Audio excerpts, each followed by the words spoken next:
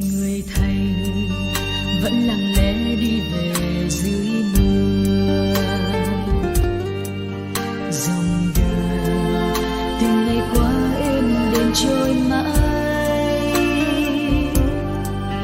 chỉ trên phố bao người đón đưa. Dòng sông vắng bây giờ gió mưa, còn ai nhớ